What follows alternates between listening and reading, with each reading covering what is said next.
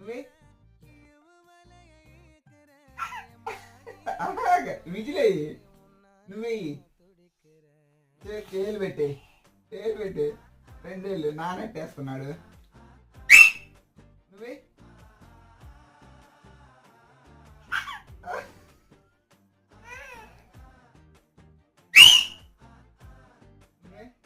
నువ్వే గట్టిగా వేయాలి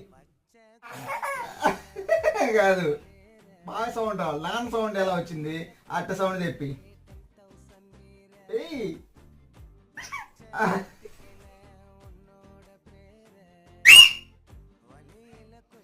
నువ్వే ఒకసారి గట్టిగా కాదు. ఎట్ట వచ్చింది సౌండ్? అట్లే నువ్వే ఒకసారి.